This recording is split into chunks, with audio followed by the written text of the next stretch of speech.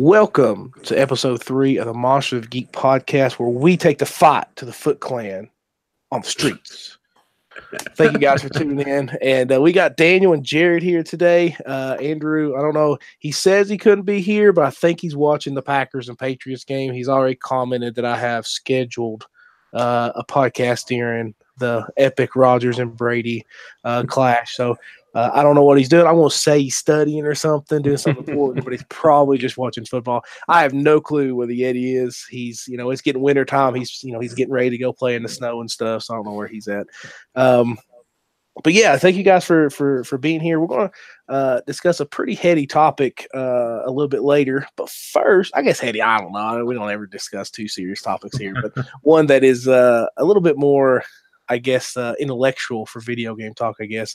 But thank you guys for being here. This is episode 3 of season 2. If this is your first episode, the first thing we do at every episode, we kind of play catch up. What have we been watching? What have we been reading, playing, whatever? And kind of let these guys talk about what they've been doing.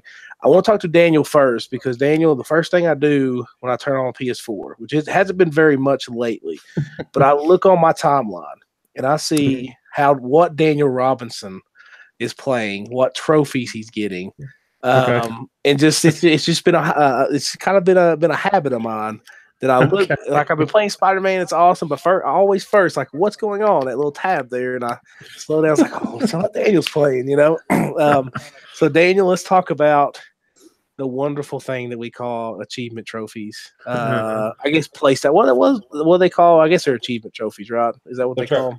They're just trophies. They're just trophies. Achievements for Xbox, right? Those Xbox, they have achievements. We have trophies. This is why we need Andrew here. That's true. This is true. What have you been playing lately, man? What have you been watching? Whatever you want to talk about. Well, since the last time I did reach my goal of 200 for the year, got 40 this year. 200. Yeah, I've got to get. I'm still 8 shy of my stretch goal. I got so we'll see if I get that, but I don't know. But and those are platinums, right? You got 200 platinums this year. Oh, yes. No, not this year. Well, I mean, I got 40 this year. Okay. And 200 in all. Slacker. So yeah, there you go. But I'm my goal. Aaron, how many platinums do you have? I have 0, my friend. So my goal, my stretch goal was to get 50 though, 50 for the year. So I'm still 8 shy of that. We'll see if I get that. I don't know. But actually, I do want to talk about it at some point, like maybe at beginning of next year, go into like what it was. I'm trying to figure out if I can write it up or if we should talk about it. But it's kind of been an interesting year for like just playing video games. Listen, the Monsters of Geek website would welcome any print that we could put out there. If I could get time to write something, I would. So we'll see. But I'm still thinking about how to structure it or how to structure a piece around it. But I've been playing. I told y'all last time I'd done a GameFly subscription. Trying out some like more obscure games that I hadn't got around to playing, or just seen a little bit of. So I've been playing this game called 428 Shibuya Scramble. I don't know if you guys have heard of it. That's a Japanese game, right? It is a Japanese game. It's a Japanese visual novel, and I think it was originally on Wii. That's where it came out. Okay. So that's how old it is. But it's different from any other visual novel I've played because it actually uses, it's all text, mostly text and choices, but it actually uses real actors. And it's mostly stills, stills of people, talking. And every once in a while you'll have like a movie that you'll watch them running or them moving or whatever. But so is it like full motion video type of stuff? No, like it's not quite. It's not. No, it's more like stills than anything. Okay. And it's just an occasional video or the occasional like small movement for people. But what makes the game interesting is there's 5 different characters, and each one, the goal of the game is to get each person through each hour. So it's like you get, I think there's 8 hours in the day, and you want to get everybody to the next hour. But what you have to do is each character interacts in a different way. So the overall story is there's this kidnapping, and the police have got, are doing a ransom handoff, and how all these characters get involved. There's like, there's a cop, there's just a random kid on the street. There's a, one of the person who's been kidnapped, it's her dad. a reporter, and it's just how they interact. So what's kind of neat is it's like you may need one character to go a certain way or do a certain thing, so this person doesn't interact with A or B, and it's just that's the goal, is to get everybody through the hour. But it's been pretty fun, actually. It started out kind of slow, but it's been pretty fun. But I've been playing that for a long time. It's taken me a while to get through it, but that's about all I've been doing lately. Nice. So go now. Is this isn't a Wii game, right? This is a PS4 game that they brought over, right? Yeah, I think it's the first time it's been available in the States on PS4. I think it was Japanese only when it was on the Wii. Okay, gotcha. I want to say, like, I have 0 platinum trophies. I think the closest I ever got was Batman. No, actually, I think it was Horizon. I think I was like 70% on Horizon. I think, which what, close to 80 or 90% done with Batman? No, I think it was right at like 65 or 70. I think it's probably a tie between Batman and Horizon. But the thing about Batman, you have to beat it on a different difficulty, and it takes me normal. Like, that's my life, man. Normal difficulty is how I do it. And so I don't do trophies. How many games I beat? I beat 12 games this year. I'm super happy with that. I don't have any trophies to show for it. I don't care. Just old school. I beat them. I do find it amazing that you guys, with Andrew as well, is that most of these trophies, do you? I guess you look up beforehand, right? I think you would have to do it the first time. I know you guys go back and play it to get certain things sometimes, but like on average, the first playthrough for a trophy, how many trophies? Like, how close do you get to that platinum the first playthrough? It depends on the game. Every game is different. If it's a game that I'm really going to play anyway, like I'll play it, just blind the first time. Just play it, enjoy it, and then I'll go back and start looking at the trophies, start looking at guides, start looking to see what other people have done, videos, whatever, to get trophies. Unless it's a game that I'm not expecting to spend a lot of time with, I may go straight to a guide. But I'd say for the most part, every game I play blind and just enjoy it. And then I go back and say, okay, what am I missing? What do I need to do? Things like that. Cool.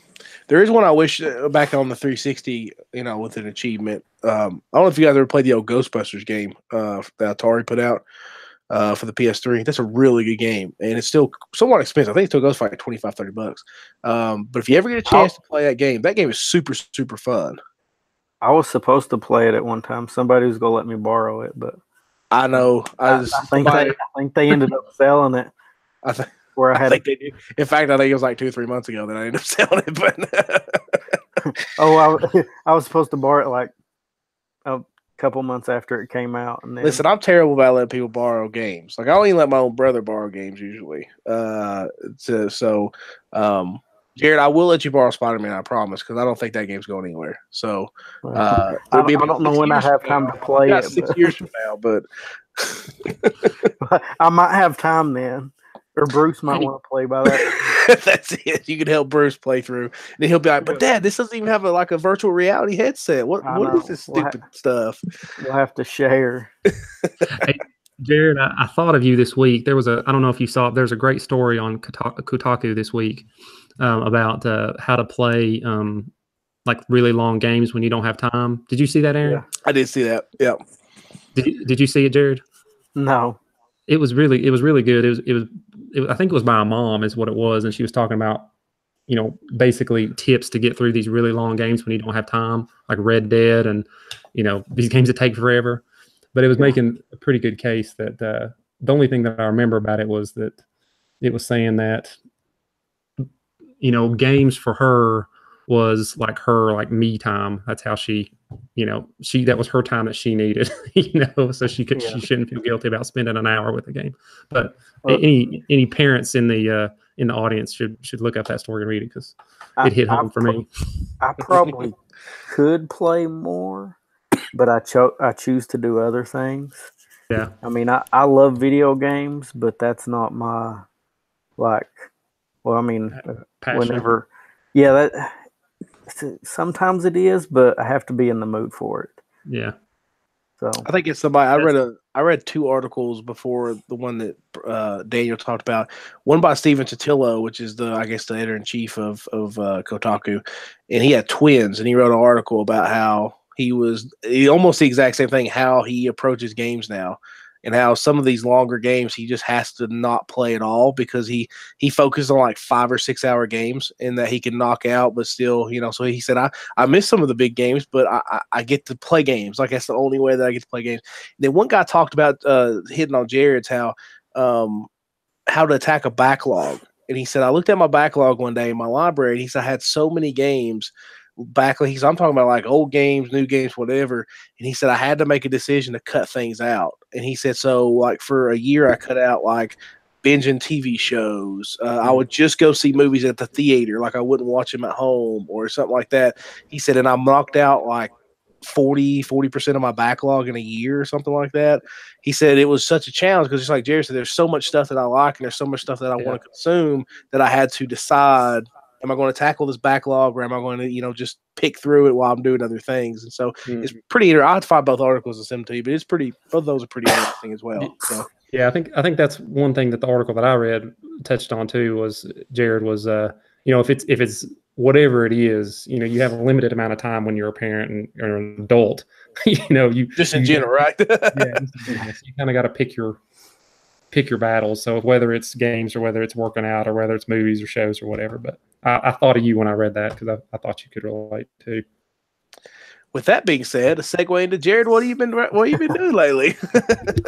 I've been trying to divide my time up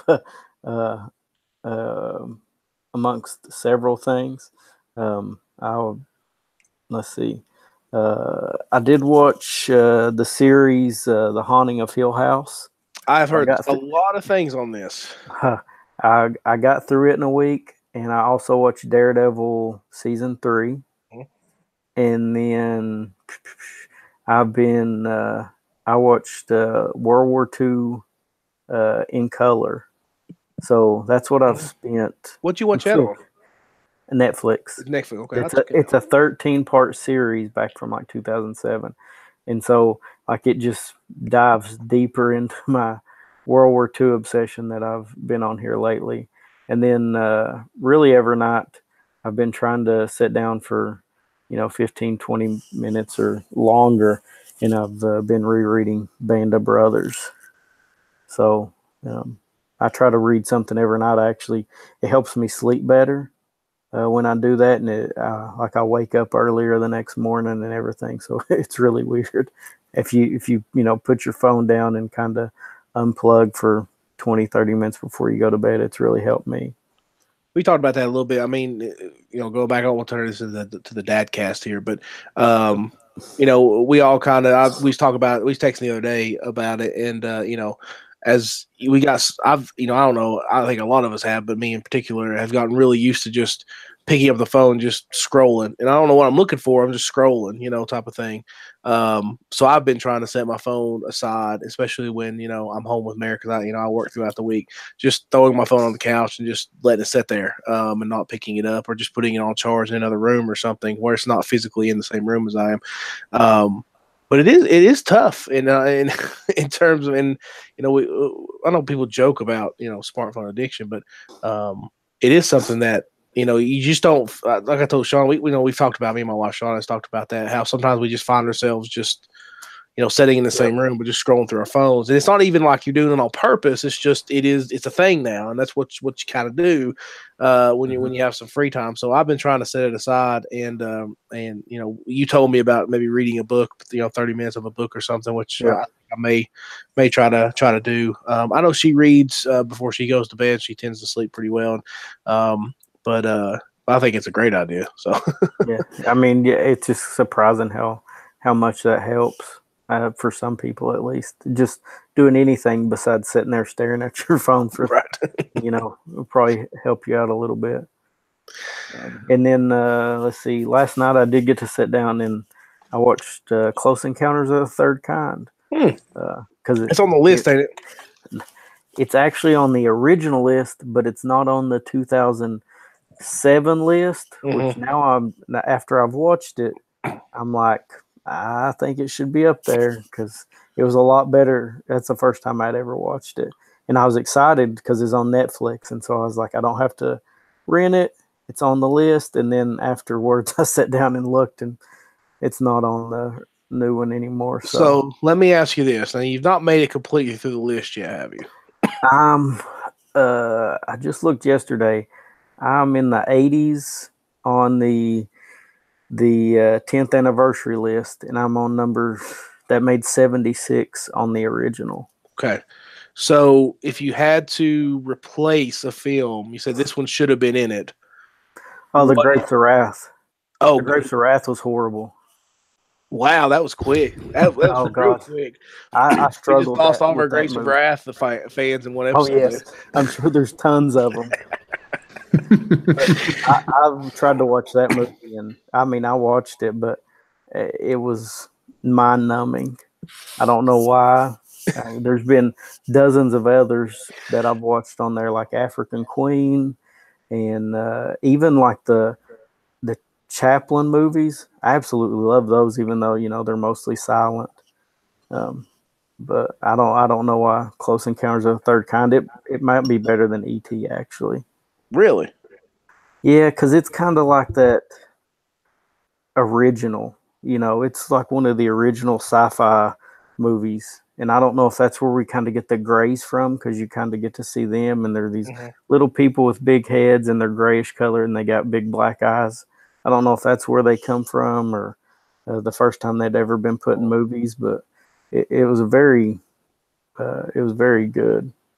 So I was disappointed that it didn't make the list for the anniversary edition. Is Grapes of Wrath on both those lists? I believe so. Okay. I've never seen it. If not, I know it's on the new one, because at one point I was just like, I'm gonna knock out the newest one, and then I was going through one day and I started watching some of the films that didn't make it on it, and I like some of those. But when I do finish, we will have to sit down and talk about it, which I might never finish it. Which this kind of gets back to when we go into talking about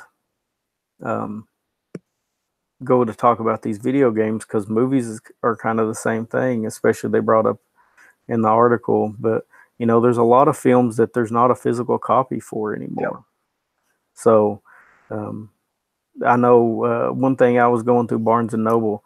I had went hiking, and I came back through Johnson City, so I stopped at Barnes and Noble, and they actually have a AFI Top 100 section in their DVD department. Oh wow, that's cool. Every movie there, they have, like, if there's a DVD and Blu-ray, they have one of each there. So it was very neat to be able to see that. I had a question for you. Now it just flew out of my head. I was distracted because Daniel popped up on here twice. I know. And so I was like, "What's going on here?" Sorry, I froze up. I don't know what to ask. I think it'd be interesting to see what that list looks like in like another 10 years. I know. I think it's really odd because some of those older films really do hold up. Like, I know people make fun of Citizen Kane and stuff, but I think Citizen Kane is a great movie. I think Casablanca still is a great movie. Citizen Kane holds up. There's a lot of the black and white movies. To Kill a Mockingbird. Mm-hmm. It's really good. It's just all those are really good stories. Like, they're good storytelling. And so I wonder, like, I mean, you look at films like we watched today and all the indie films that's out there that maybe doesn't get a wide release. And you got stuff like Black Panther that's been a cultural kind of movie in terms of that. You got movies like The Avengers, and you got these big action movies, and you got these small indie movies. You got everything kind of in between in terms of Academy Award nominees. It's going to be really interesting to see in the next 10 years where those, when they redo the list or however many years they do the reduce, what's going to be on there. Well, you think about like Avatar's grossed more money. It was the first $1 billion movie, or I mean, it surpassed Titanic is the highest grossing movie of all time, whatever. But like, I watched it one time and I'm like, okay, I watched it. I was not a fan. Watch it again. I mean, it was all right, but I didn't see what all the fuss was about. Well, I think the big thing about Avatar is 3D. I mean, it's like, oh, like, it was the first 3D, I guess, major 3D movie, I guess. So, but I don't. I mean, I watched it. Like he said, it's okay. Like it's. I think when anybody hears Cameron on, it's like, oh, it's going to be the greatest thing ever. And it just kind of fell flat for me. Which on the podcast Unspooled, they're going through the 2007 AFI list, and they're going to watch all 100 movies, and they talk about each one. And then when they're done, they're going to kind of rank them and see which ones they think should be out or in. But they've talked about, like, The Exorcist. The Exorcist isn't on there, even though it's probably, but with it and Psycho are the two greatest horror movies ever. Right. And, The Exorcist is a lot better. But, like, they chose, I can't remember, the guy who directed it, they chose a different one of his movies to go on the list. And they were like, it just doesn't kind of fit. Do you think sometimes that's like them being, and for lack of a better term, because I think we're all artsy-fartsy about something, but, like, do you think it's more them being like, oh, look at this deep cut. This is so much better than what was. Do you think they outthink themselves a little bit here? I think some people can, but, I don't know who voted on it. If you put people in the film industry who actually voted on it, and, after I did the AFI list, then I was like, then I started looking for other lists. And I know there's a couple of them, because there's one magazine that has Vertigo listed as the #1 movie. And so I was like, that's a change. Then I kept searching and searching. And then, like, I found Roger Ebert. Even though he's dead, he did a website, and in an interview he was talking about how, they at one time he was not necessarily ranking them, but kind of ranking them star-wise or whatever. And then he got to the point, and it just became a great film list. And so you had, like, Seventh Samurai and all these Kurosawa films that he reviews on there, and a bunch of other things that, that you would give like 4 or 5 stars to or whatever, that just are great films that everybody should watch. And so I've made my own list, and I got to 100, and then I was like, but what about this and this and this? And I could probably go to 150 or 200. But now, like, I'm to the point where I'm like, I know what my top 10 are, or top 20 or 30 or whatever, but I don't really want to sit down and make a list now. It's just, heck, I can't even make a top 10 best superhero movies, let alone all the movies ever made. Well, Watchmen's still my #1. I mean, even we're not even gonna get into that. So we'll sidebar of that. This is I know, about, and we're gonna put that on the back burner. But that's just my personal thing, though. And there would be people out there that'd be like, oh, The Dark Knight, or Guardians, or Thor, or the new Avengers movie, and they're all great, and they all have their own place. So, I could go. I love Thor Ragnarok. That's one of my. God, it's such a good movie, man. And both Guardians movies. Yeah, I mean, they're all so great.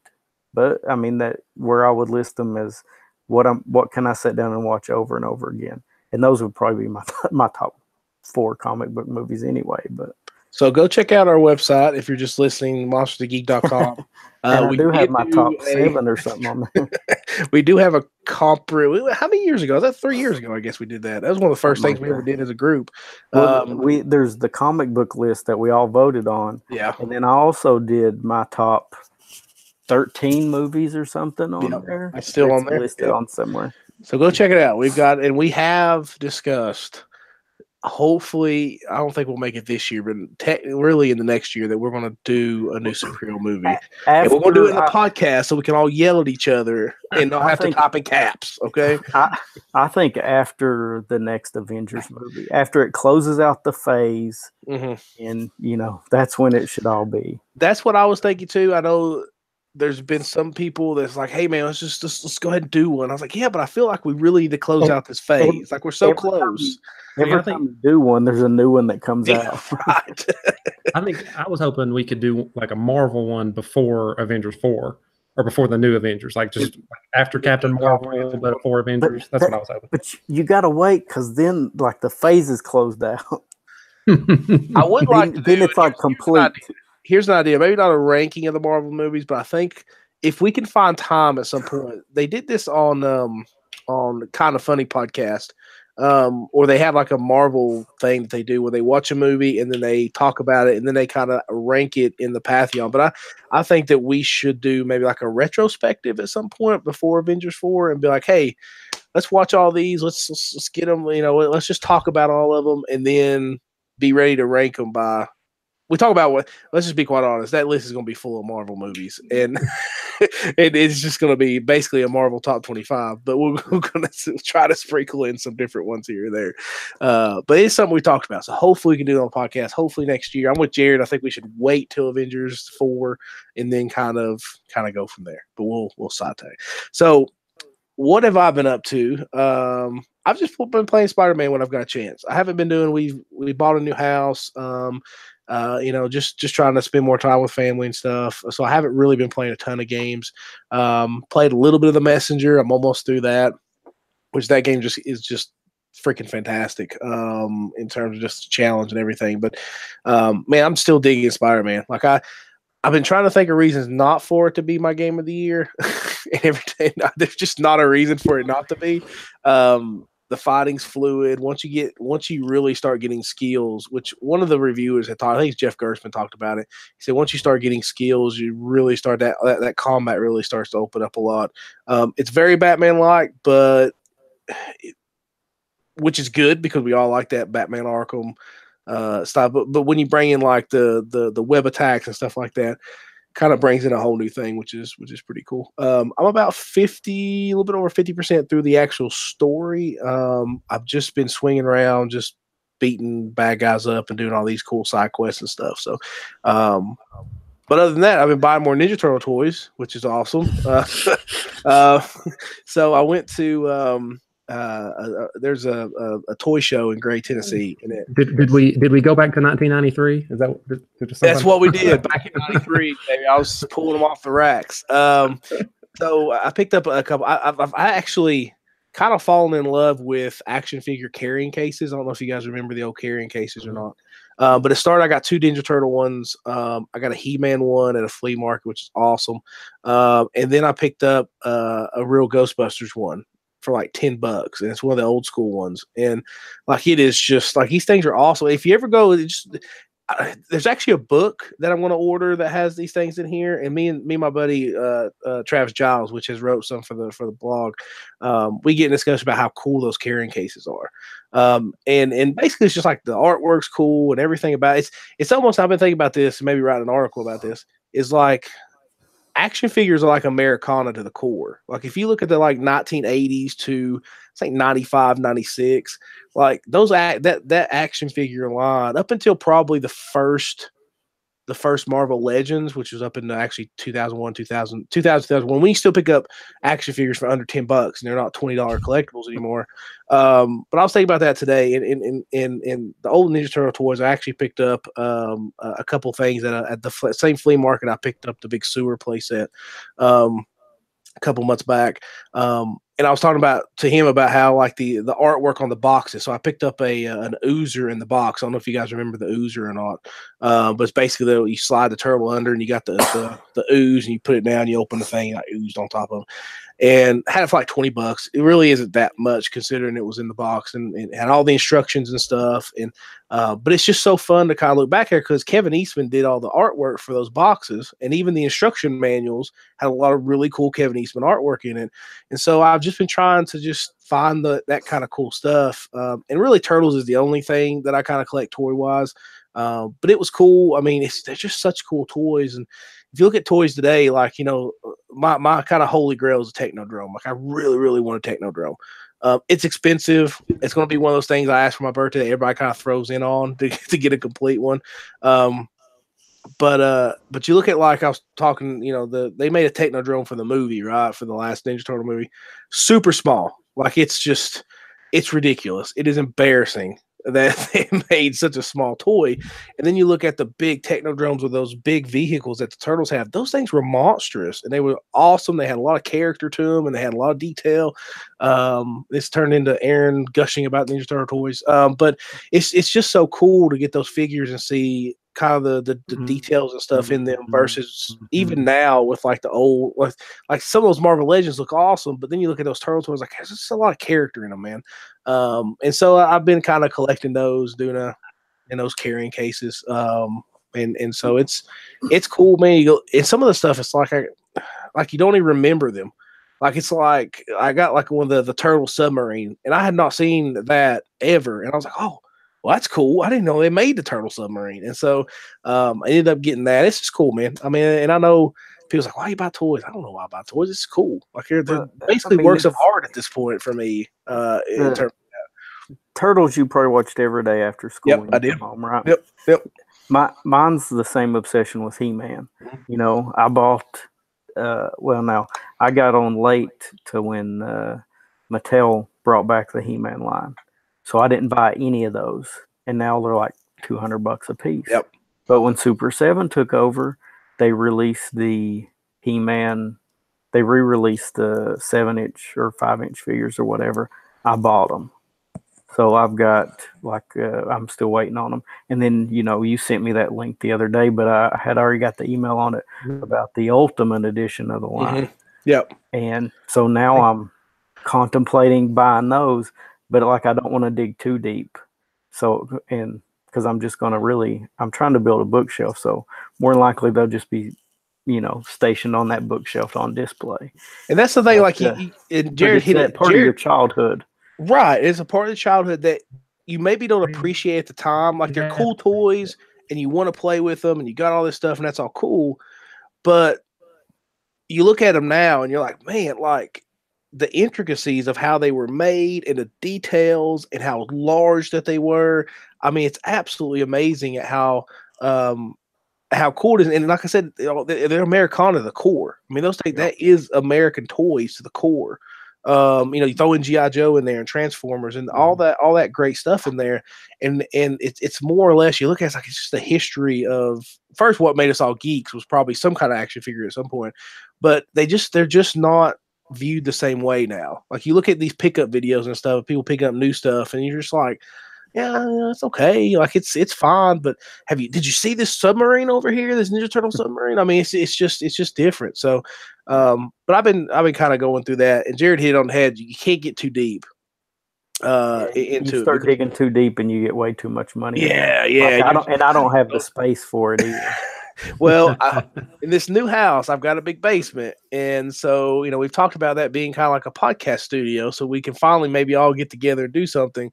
But in that space is going to be all my Ninja Turtle toys. So that's going to be my spot. And, we talked about instruction manuals. I actually just been looking up instruction manual on eBay. And I do have one from my mom got me the Turtle Van a couple years ago for Christmas. And my wife walked in on me when she was still pregnant, and I was kind of packing everything up, and I'm sitting there playing with the Turtle Van in the floor, and I was like dropping the bombs and hitting the seat that pops out of the side. And she's like, "What are you doing?" I was like, "Whoa, I'm just playing with my Turtle Van. Like I just want to make sure everything works." And now, I forgot how cool this thing was. And she's just like, "Man, I just married a big kid. Like I'm about to have a kid, and I have a big kid playing with the Turtle Van in the floor." But it came with the instruction manual, and so I think I'm going to put that in a frame like next to it and have it kind of displayed cool. with the van. So but that's really all I've been doing, just kind of searching up old toys. One thing my cousin had, one of the coolest carrying cases was the Star Wars carrying cases, the big Darth Vader head. The Darth Vader head. I've seen those. My cousin had that, and he may still have it somewhere. But he had like all the original figures and everything, but he had that big Darth Vader head, and you open it up and there are all the slots in there. Those were really cool. And let me tell you what's really cool about those. It's just a little bit of a side. Those Star Wars boxes are the coolest boxes ever. Like they're so just Star Wars. Like it's just a big picture of it in action, and it's black and white, and it's just those things are killer boxes. Which if you find them in a box, they're super expensive, but they're pretty cool looking. Anyway, let's just get off my my whole toy spiel. So yeah, so we now have 5 minutes for our main topic.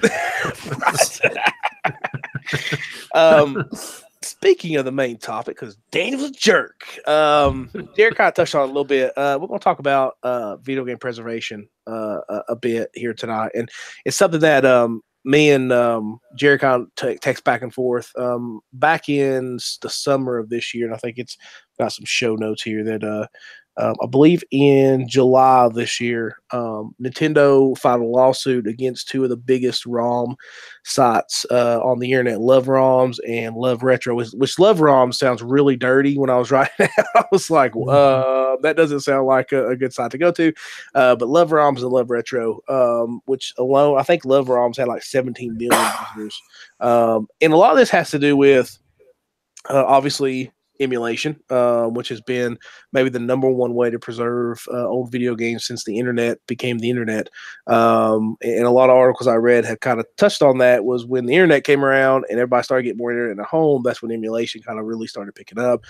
But a lot of it has to do with revenue stream as well.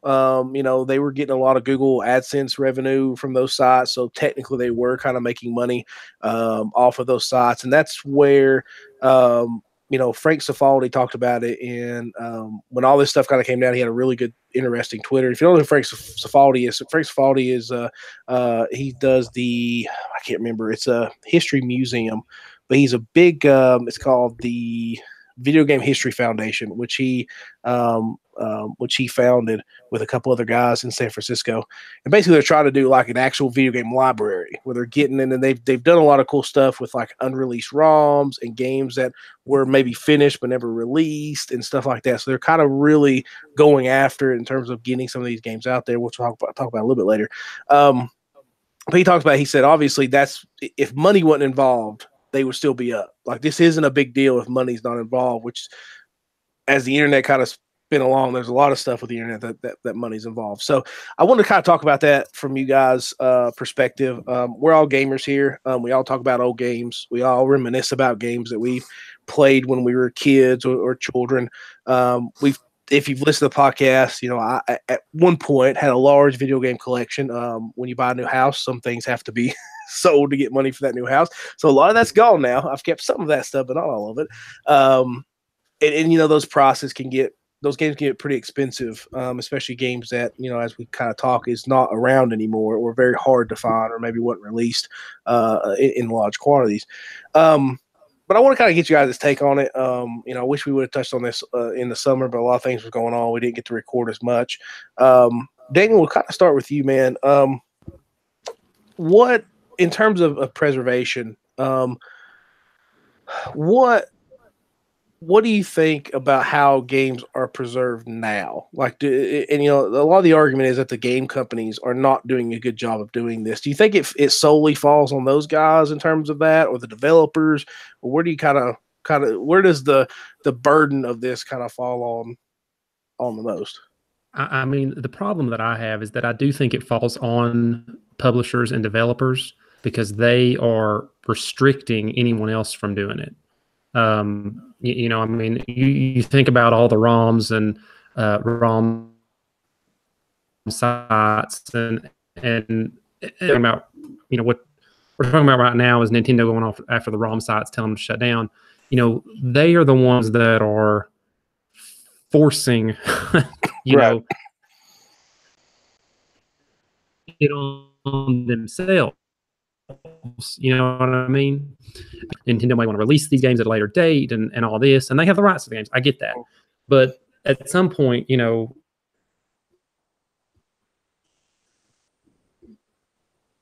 think we lost Daniel. His internet's been a little bit spotty. If you're restricting anyone else, okay? Hello?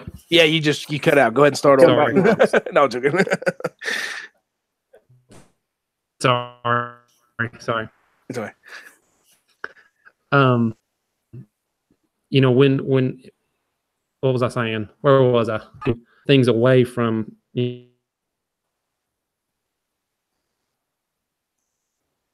Daniel, you're breaking up on us, man. That's okay. Jerry, pick up. So let's pick up on what Daniel had just said. So he said, fans and from these independent. Yeah, you there, Daniel?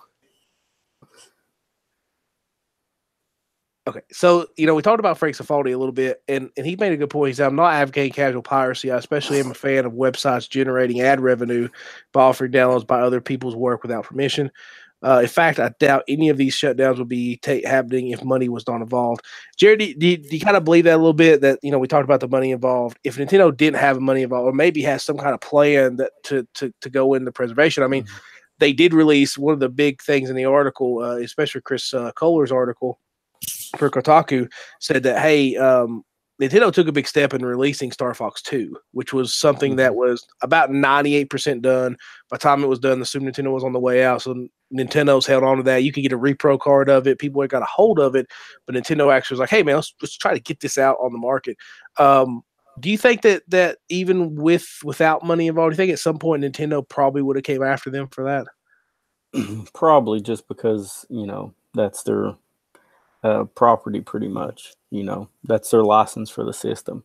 So, of course, they don't want anybody being able to duplicate or to use that when they should be playing it on their Nintendo or downloading it off of the virtual console or whatever on the Switch is now or whatever. So yeah, I believe eventually they would have ended up coming after those, and they have in the past. Especially, I think it was about the time the GameCube came out. There was tons of ROM sites, and I think at that time some of them were shutting down and having to go somewhere else and come back up.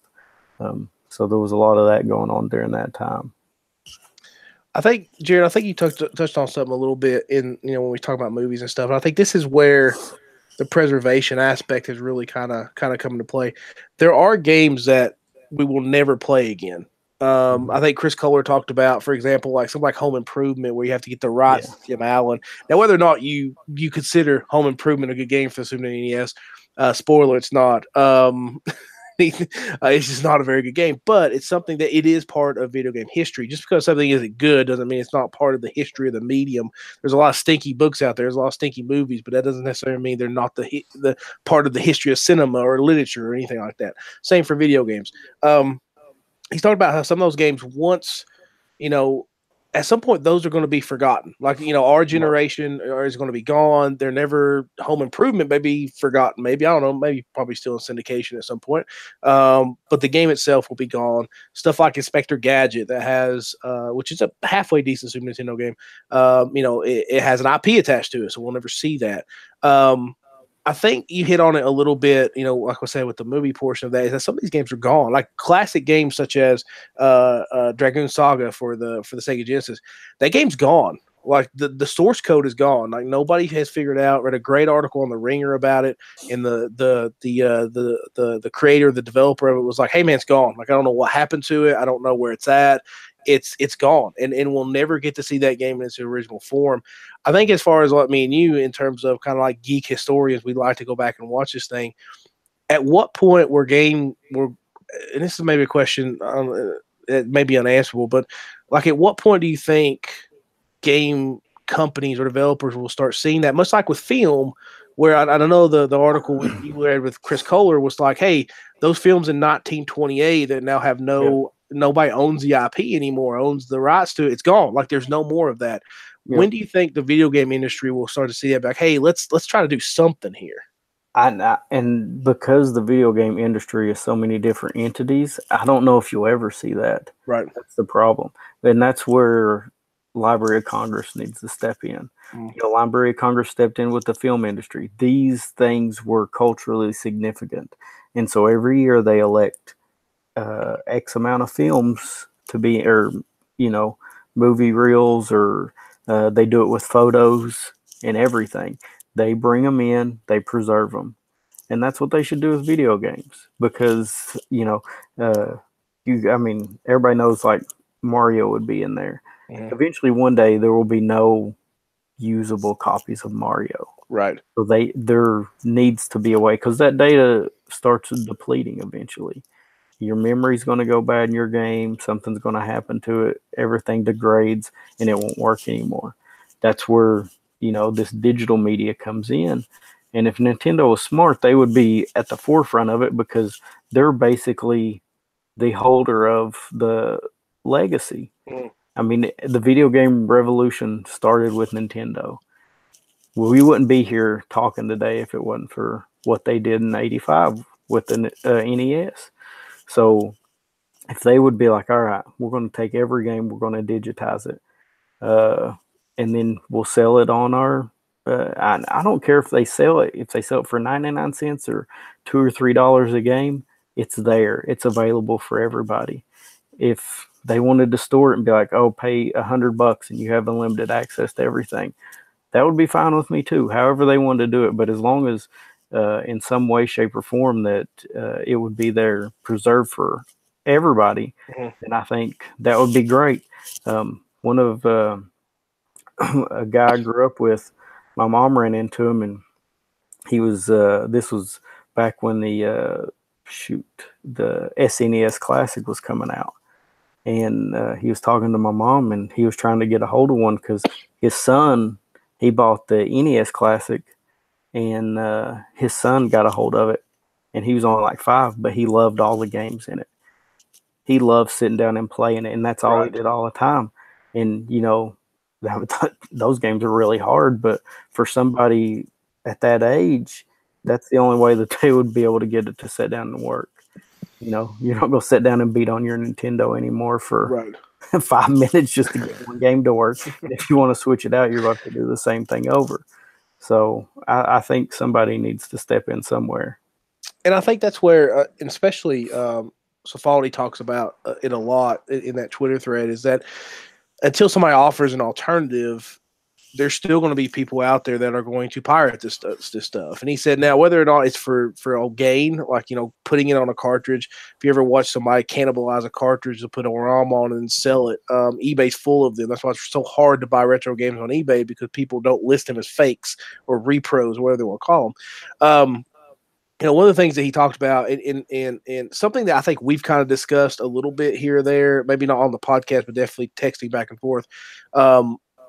He talks about the MP3, and he talks about, I can't remember the last time that I downloaded an MP3 because there's so much easier ways I can pay to get all this music instead of downloading it on a hard drive, even for free. It's just too much. It's just too much trouble to do. And you talk about Nintendo a little bit, and Nintendo started doing, like you said, the classic consoles, and in terms of, and basically using emulation, which, emulation itself in terms of the hardware is not illegal. You can develop this stuff. It's just a matter of using the actual software to get it to work. One of the things he mentioned is like, what company is going to step up? Because I think the biggest issue is that, just like you're talking about, Jared, there's so many licenses spread everywhere, and there's some companies that, for example, like, we always talk about NEC, we talk about SNK, we talk about, not SNK, but Hudson Soft. Hudson Soft had a lot of really good games back in the 90s, but at some point they sold that company. I think Capcom or Konami owns, I can't remember which one owns it. And all these companies are spread out. And then there's some cases where the company folds and nobody knows who owns anything, so it's not going anywhere. I know that one of the big things against EA and Activision is they own all these classic IPs, but they're not doing anything with them. One is like Wing Commander. Everybody wants a new Wing Commander, but it's buried somewhere in this library of games that Activision owns or EA owns, and they're not going to do anything with it. So these games are like kind of lost to history. But he talked about maybe like a Netflix type service. And we've all kind of, especially over the last couple of years, especially now Netflix is huge. We've got so many streaming options. I think it became more of a reality versus something like WBE streaming that has such a huge, vast library of stuff that you could pay $10 for and be able to get those archives. Daniel, do you think it's a possibility at some point, even if it's just Nintendo doing their own service, EA doing their own service, do you think it's a possibility that at some point that we would see a video, like a retro, maybe like not even a retro game, maybe like as in terms of Sony, like maybe like a PS3 that you could download and be able to play the whole catalog? I think we lost Daniel. Jared, take that question. Hopefully it'll pop back up here in a minute. I think a lot of it will depend on technology. You know, out here are, as we can see with Daniel's internet hopping in and out, Yeah. you know, streaming a PS3 game would be really hard to do. Yep. But, you know, if you look at anything on the Nintendo 64 or lower, you could stream that in a heartbeat. Yeah, most You definitely. know, it wouldn't take, you know, downloading it, stream it. Once you're done with it, say you have a save file and the game's deleted off your hard drive. You just go back in, connect, the game loads up, you know, so technically you wouldn't have to have the game saved onto your hard drive. You would just have like a save file where you could load from. You could do something like that. But hopefully one day, because I was just looking up, and you know, once you put data on a disc, or even if you don't put data on the disc, for all the PS1 games forward, that day eventually 20, 30 years down the line, if not, well, hopefully longer than that, then there start to become holes in Disc that rot. data. Yep. Yeah. And so, you know, I'm sure there's CDs and stuff or games that I have that it could possibly have that on there. So you're already losing those properties. And that's one of the reasons, like, I kind of quit collecting CD based games or CD-ROM based games because, am I going to spend $100 on Mega Man Legends 2, and in the next year or so that disc rot gets so bad that it's gone. It's just unplayable.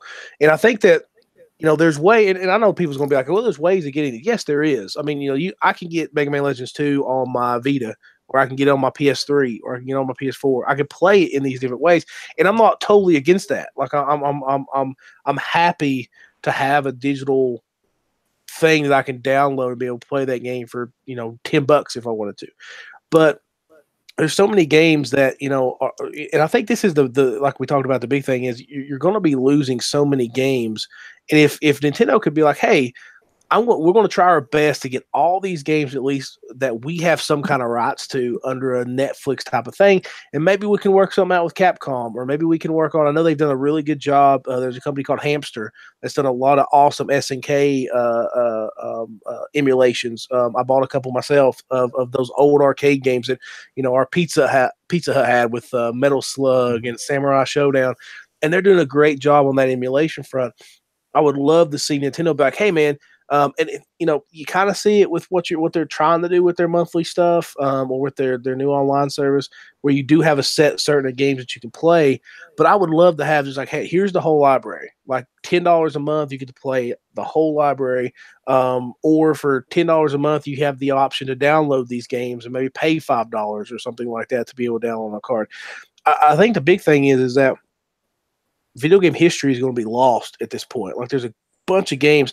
Like, I think it was either Cole or Safaldi that talked about on Twitter that somebody asked me, well, why can't we just get the masters of these games? He said, you'd be surprised at how many games that we call up, like, hey, you got a copy of this that we can have for the museum? They're like, we don't have any more copies of that game. We don't have the file. We don't have the ROM. We don't have a physical disc, or a physical cartridge. They're all gone. And so I just think that, and I don't think a lot of gamers totally understand that. I think we do. We talk about Ninja Turtle toys and He-Man toys, and how historically or part of that is part of our childhood, and we can go back and get those and whatever we can. I mean, I don't think gamers today understand how important it is to preserve that past. We talk about movies and how some of these movies have been lost forever. And I know that, I've heard people talk about this movie back. Has it ever been re-released? No, because nobody can find it. We talked about a little bit before that. But I think if somebody could figure out some kind of Netflix type of thing, I think Safaldi and Jerry, maybe I think he makes a good point in that the people that want to find the weird, obscure stuff, nobody will care about those guys. And that's great because those guys are under. Do you think that if a Netflix style thing, do you think emulation would go away all the way, except for maybe that obscure stuff? I don't think it would ever go away because, I mean, look at the way the music industry is now. Mm-hmm. I mean, technically, you can subscribe to Apple Music or Amazon Unlimited or anything like that and listen to anything you want to. but there's still people out there that download movies or music. So I mean, they steal it. They find ways to steal it so they don't have to pay for it. So it will always be there. But um, to me, I'm like, oh, well, I want to own a copy of that. I've played stuff before, or just like renting something. I've rented a lot of games, and then you play it one time, and you're like, oh, I want to own a copy of that because I don't want to play it for just a couple of days. I want to play it over and over again. Right. And I think we all downloaded music illegally at one time or another. Sure. And there was stuff on there that I would download one song, and I'd be like, oh, now I want to go buy the whole CD. And I mean, to me, I just like owning a piece of something. Here lately, I think I've been doing stuff backwards. I don't buy MP3s anymore, or MP4s, or whatever they are. I will go buy the CD and import it on my iTunes. Right. I bought like most of the Led Zeppelin collection, and I bought like 5 CDs in the past month for just pick them up just a couple bucks. So now I have the copy I can listen to in my car or play on my phone over Bluetooth if I don't want to, if I don't want to put them on my phone and use up the memory on there, then I can just pop the CD in. Right. So yeah, I think there's something about owning a piece of that. To me, at least. I know everybody's not as ethical as that is. It's just like owning a movie. I can stream movies. There's a lot of movies I own that I can stream. Thor Ragnarok. It's on Netflix right now, and it'll be on the Disney streaming service when it comes out. But I knew it would, but I wanted the DVD or the Blu-ray. So it's just there's so many collectors out there right now that they want a piece of that, or they want to own it, or they want to preserve it, that they would put in the money for it. Yeah, and I think we talk about kind of living in a digital world, I guess, where everything is there. And then we even see now that, I want to watch this movie on Netflix. Well, it's gone. Like, it's not on there anymore. It's on over here on this streaming service. So even that is starting to become, an argument for physical media. Is like, hey, I can buy Thor Ragnarok, I can buy this game or whatever, and have a physical copy of it. And I know that I'm not against digital stuff. Like, I think that, I work in the electronics industry, so streaming has become so big, and it's what everybody does now. I had a guy that talked about, his he had a CD player in his car, and his kid thought it was there to hold his cell phone. So he slid it in there. Like, oh, cool, Dad, where'd you get this cell phone holder? He's like, it's not really a cell phone holder. It's a CD player. And he's like, well, what's a CD? They don't know what a CD is.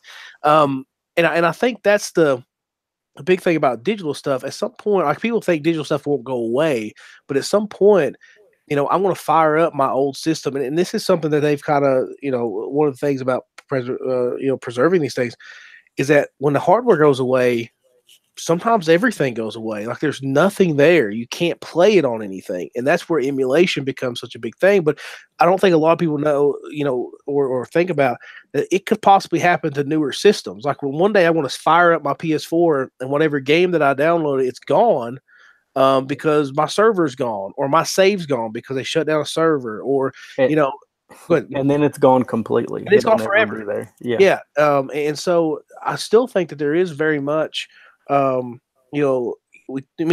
and Dave talk about limited run games.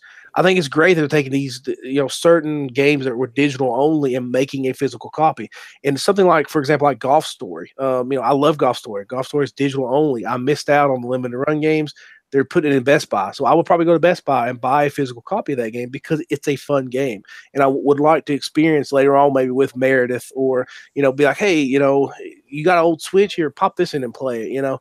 I still think it's very much a viable medium in terms of that, but there is openings for companies to be like, hey, let's just put our whole library for example, I think Capcom is one of the best video game companies ever. Maybe not recently, they haven't really done anything new recently. So I don't know, they do the new Mega Man game. Thank you, Capcom. But they've done a lot of re-releases or remakes, which again is another way to preserve things, but not necessarily to the original. But if they had said, "Hey, man, we're going to do a streaming service for $10 a month, and you get all these Capcom games," we're not only talking about NES and Super NES, but the arcade games. Where if Konami was like, "Hey, we're going to do this streaming, and I can play Turtles in Time, and I can play all these great arcade games that I never got to," I would pay for that. It would be something that I would love to pay for and be able to have access to. And I don't know if it's just the business model of video games isn't allowing to do that. I don't know. I think Nintendo has shown that, clone consoles, or not clone consoles, but the classic consoles that they're putting out is viable. We talk about ripping CDs. There's now clone consoles that I can rip a game to, and be able to save that. I've got one packed up now for the move. You've heard me talk about the Retro Freak. All my games that was on cart is on an SD card in that thing, that I can play because I took it from the original cart. So I just don't, in terms of preservation, I just don't think people understand how important it is to take something and preserve it for in this case, future research. I mean, at some point somebody's going to research these things and be like, "Hey, that game was really cool. I can't find a copy of it now." And I just think that's really sad. Yeah. I think most people first video game on Nintendo was Mario Brothers. I mean, there will become a point when, because you can play the Mario All-Stars version, but if you have never played the original, I mean, there's differences. There are a lot of differences. Yeah. Yeah. I mean, the backgrounds are different. Yep. And the way Mario looks is different. Yes, and I love playing the original version because that's what I grew up with. It just, it handles differently. The jump and run are differently than when they cleaned it up a little bit. So there's little things like that, but at least it would be preserved. Or even, it doesn't have to be the original. Just like, I don't think many people know this, but Library of Congress asked for Star Wars to be preserved. Mm-hmm. George Lucas never sent in the original copy. He said he wouldn't. So there are there are original copies out there, but there are none of the unedited or the retouched versions that are in the Library of Congress that have been preserved. And that kind of, that's a touchy subject for me. I love Star Wars, but I want the original. Right. I like, the redone stuff. I mean, it's great. I'll watch that too, but I want a copy of both. Well, I think I want to be able to watch both. Yeah, I think if I'm not mistaken, and I think me and Joe's talked about this, I think the last true original cut of Star Wars was released on Laserdisc, if I'm not mistaken. Yep. No, actually, they did two versions of the DVD. When they released the set, there were two versions. There was a gold and a silver version, and I don't remember which one, but one of them had the original cuts on there. Oh, so I got it. Yep, and I got the opposite one. So I missed out on that because I had a friend who did get the original cuts. But yeah, Laserdisc has it too. But still, there was some tweaks in that as well. And compared to the original theatrical release. It's funny that me and you were talking about this because in Kohler's article on Kotaku, which if you haven't read it, probably need to go try to find it. He talks about Final Fantasy VII. Now we talk about Final Fantasy VII a lot, and I'm proud to say that game is a game that got me into JRPGs, really kind of introduced me to RPGs, and really made a lot of people gamers in general. And he talks about in the article about Final Fantasy. He loves Final Fantasy V. He wrote a book about it. I won't play it and then to kind of read the book. He thinks it's one of the best games ever made. But he talks about Final Fantasy VII, and one of the things he kind of brings up, and this is something that I think that we kind of overlook is how far the history of that game. And in the article, he talks about Final Fantasy VII was supposed to be on the Super Nintendo, and it was being developed for the Super Nintendo. When the CD stuff based out and the N60, they decided not to go with the N64. All that stuff got scrapped. And he said that's the part of history. Like now, at least with movies, we can go back and interview or maybe find scraps of things to put together, interview people that may have been involved. And he's like, but all that stuff's lost. And he said the video game history of Final Fantasy VII alone just on the PlayStation is so vast, but then you got all this extra stuff that we'll never get to see. And I think it is cool that, not only are they preserving the game itself, but they are preserving the developers and how hard that they've worked. And I think now we're starting to see, there's a YouTube channel called No Clip, and they do a lot of documentaries on video games and the publishers and developers of these things. And that's great we have now, but there's a whole backlog of history that never has been chronicled because it's all gone. And I just wonder when the video game industry will be like, hey, this is. And I think a lot of it, I don't know, Jared, man, I think a lot of it may be because it's so viewed as an industry. At some point, movies, even though it's an industry, was started to be viewed as an art. Do you think that if these publishers and these bigger publishers and the indie games have helped because it's kind of brought them into, hey, this is really actually, not to get too artsy fartsy, but this is art. There's so many different games out there now. We're talking about text games now again in these novel forms versus way back in the 90s during the PC era we kind of had the same thing in point and click, right? They're kind of more novels, but now they're in a different form now, so even that type of game is starting to come back. Jared, do you think that at some point these big publishers, even some like Call of Duty, like I always compare Call of Duty like Aliens 2, right? Or Aliens, compared to like the first Alien movie, it's so dark and by itself. Then all of a sudden you got this big bombastic, but both of those have history and should be preserved as these movies, even though you may not like the full action movie of Aliens and maybe appreciate the first one more, but that doesn't mean Aliens is a great action movie. Do you think, once Activision or EA starts to see themselves as, oh, hey, dude, we're making these big action movies and they should be preserved in history as such, and seen as somewhat of a work of art or a work of people putting together this thing, do you think that's when the companies as a whole will start to look like, I think Nintendo does it just a little bit more so than other companies, but do you think that's when they'll start to be like, hey, man, we should probably try to work to preserve this? If some of the big companies would, I think there are some small companies that do. If you go back and look at, I don't know the company that made Heavy Rain, but they've made several games like that, and it's almost like a film to them or an art form because of the gameplay that they put in and the style it is in, or some of the Metal Gear Solid games. They talk about the amount of content they put in the cutscenes, especially I think is Metal Gear Solid 4. I think it was like over 2 hours just of cutscenes. Right. Not counting the gameplay time in it.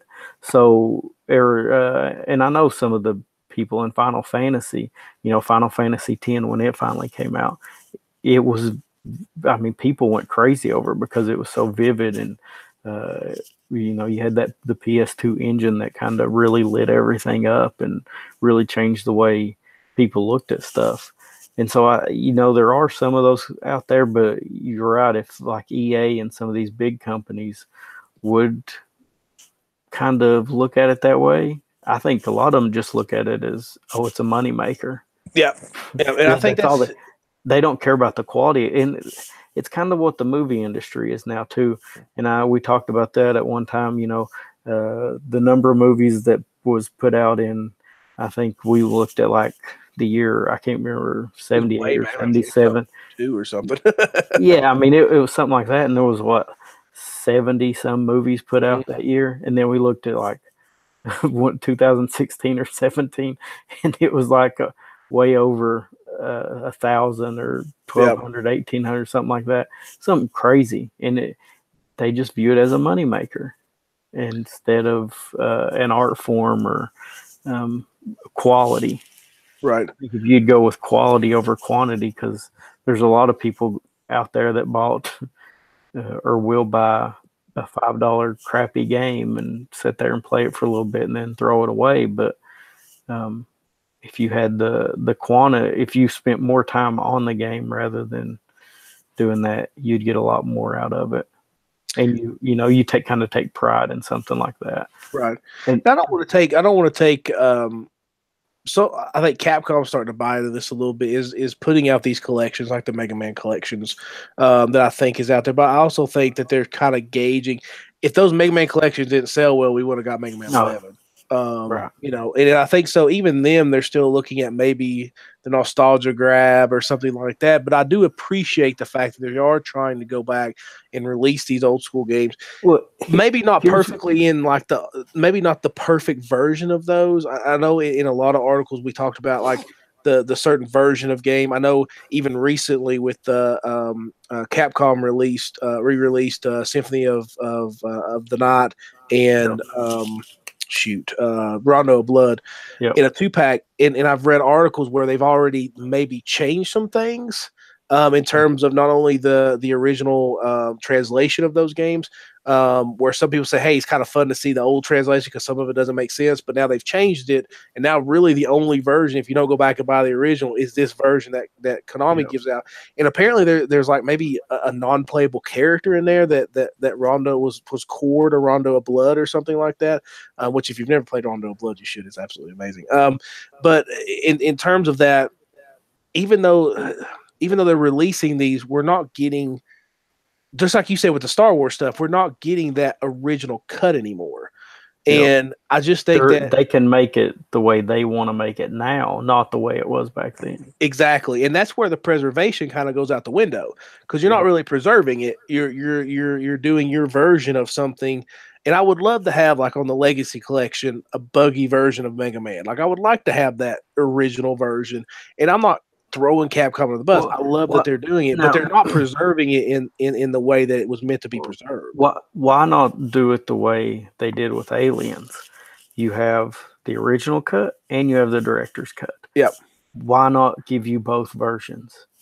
I mean, when you click on the game, it asks you if you want to play version A or version B. You get to choose. Why not do that? Because those games take up, they could put, on one of those Blu-ray discs, they could put probably 2,000 Mega Man games on there and not even fill the disc up. So, you know, why not give you both versions? It makes no sense to me. So it's funny that you bring that up. You know, we talked about way back. I was playing a game called Wonder Boy 3, The Dragon's Trap. And it was one of those games that they actually got permission from Sega to redo. And it's possible because in that game you have the hand-drawn, awesome new art style that they did with that game. But all you'd have to do is hit the trigger and it would change back to the old 8-bit version. Right. And it was absolutely amazing. And I would love to even see like, hey, let's something like, I know we talked about a little bit. There's a Genesis game that was really called the Wily Wars. And basically they just redid 1 through 3 for the Sega Genesis on 16-bit, and it looks gorgeous. Probably one of the best games I've seen in that era overall. And I would love to see companies be like, just like you said, hey, let's do a new version of Mega Man 2 where we do new graphics for it, put in a new graphic style, but it's a button away to be able to play the 8-bit version. And I just wish that they would preserve these things in the way that they're meant to be preserved and then kind of mess around with it. Like I would love that George Lucas decided to go back and redo those, just like he said.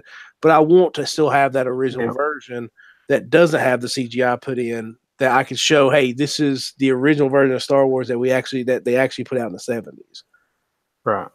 Yeah. I mean, I appreciate what George Lucas did when he went back and redid them. You know, I bought them on I got them for Christmas on VHS then because I thought it was cool. I wanted to see it. But the older I've got, I want to go back and revisit that original version. I want to see it the way it was originally in theaters. I mean, we'll never see that, but I want to see what the original way it was put out on VHS. Right. That's the way I remember it. So that would be that's the best idea, is to be able to put both versions out there. Somebody joked about you talk about file size with the Blu-ray. Somebody joked about that you could put all the games that Nintendo put on their service in like a firmware update, and it wouldn't even take up a gig. Like you know. So easy. I mean, a lot of those games are like 10 megabyte a piece or less. Yep. I mean, it's very minimal. I've got a flash drive that I don't even know how many I've got on there. I've got like 300 on there or something. It doesn't take up hardly any space whatsoever. Yeah, my Retro Freak, I think all the games that I had had to be up close to 300-400. I think it's just a little bit over a gig. Like, you know, it's not very big. Those games are very, very small to the point where I thought it wasn't working because it would download them so quickly. And I was like, I got to remember, oh yeah, these games are like way less than a gig, you know? Until you get on the 64, I mean, then you're looking at 300-400 megabytes. Yep. But I mean, other than that, you know, most of the Super Nintendo games were 50, 100 megabytes at the most. If it was something, maybe Chrono Trigger, something like that, that was real in depth, you might get up that high, but probably not. And at that point, you was really pushing the hardware. Oh yeah. Figure out what to do. Like if Final Fantasy VII would have came out on Nintendo, I can't imagine. How they would have fit it all on there at that time. They didn't have.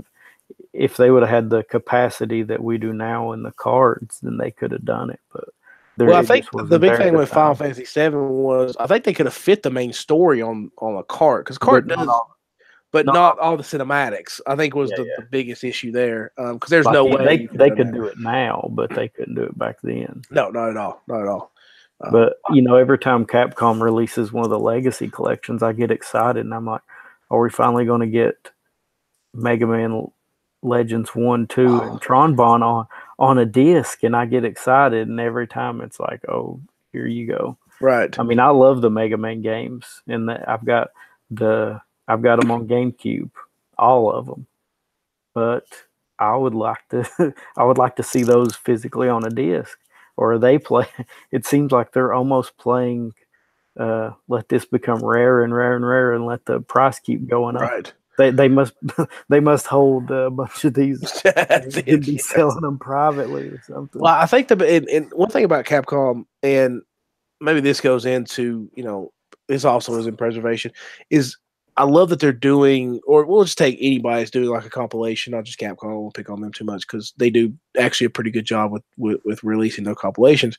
But you know, somebody made a point of how he was kind of disappointed with the Mega Man Collection Legacy 2 because they didn't release Mega Man and Bass, which was the Game Boy Advance, but they released this for the Super Nintendo.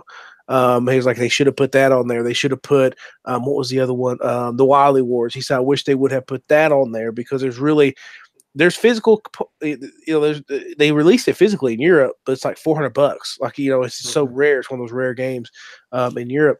And he's like, I just wish they would take that next step to be like, hey, let's preserve the Wily Wars. Let's preserve Mega Man and Bass and not just have the Game Boy Advance version of that or something like that that's now old. We haven't seen those games. And I think that hopefully they will move towards that. Like maybe we will see a Legends collection. I think it's the only way we'll ever get a Legends 3 if that Legends collection sells a ton and they can do a Legends 3. But you are right, man. One day I want to be able to have a big Mega Man compilation that just has the whole history of Mega Man. I could play all of that on one disc or card or cartridge or whatever. But I think it's a neat subject to discuss. I think we're getting there. A lot of remakes, a lot of re-releases and stuff are getting us there. But you know, I think the video game industry is super far behind when it comes to that. So, but I hope everybody enjoyed this episode. I'll end it right there. Daniel tried to get on. I don't say appreciate you, but was having some internet issues, and so hopefully me and Jared entertained you guys like we try. But that's it. Yeah. So this is episode 3, and for Jared, for Daniel, I guess we are out.